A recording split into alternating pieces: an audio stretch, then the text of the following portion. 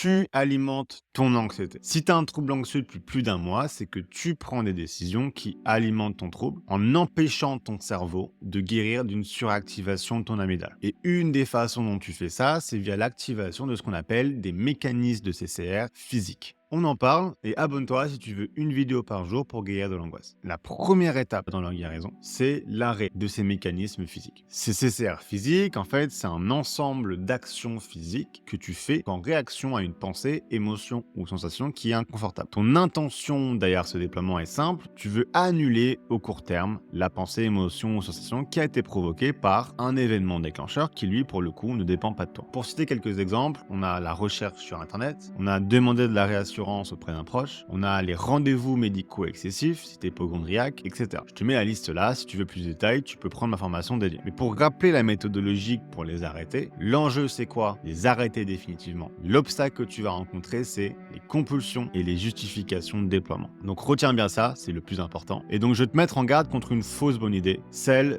d'arrêter ces mécanismes progressivement. Si tu fais ça, tu te condamnes à une rechute. Parce que tu vas te conditionner à ne pas les déployer que quand tu te sens émotionnellement de le faire. Pire chose à faire, parce qu'il suffit d'un élément déclencheur un peu trop intense et tu vas revenir en tes travers, tu vas redéployer tes CCR et tu vas relancer la machine de l'anxiété. Donc tu peux faire des petits pas si tu veux, mais il faut que chaque petit pas que tu fais soit définitif. Par exemple, si tu veux arrêter de faire de la recherche sur Internet, si ça te paraît trop difficile de juste arrêter, pas de souci, commence par faire un report de déploiement. Donc commence par mettre un minuteur de 5 minutes par exemple avant de faire ta recherche. Mais une fois que la décision est prise, sous aucun prétexte, tu peux revenir en arrière. Donc des petits pas, oui, mais plus jamais de retour en arrière. Et puis de toute façon, l'intensité des compulsions, elle va baisser au fil du travail que tu vas faire. Donc ça va devenir de plus en plus facile pour toi de ne pas céder au mécanisme. Et c'est comme ça en fait que tu te garantis une guérison qui est définitive. Et voilà, donc j'espère que cette vidéo t'a apporté quelque chose. Si tu as atteint un trouble anxieux et que tu veux savoir où tu en es dans ta guérison, je t'ai préparé un petit test que tu peux faire gratuitement qui va te générer un compte rendu assez complet pour te permettre de savoir où tu en es et comment commencer ta guérison.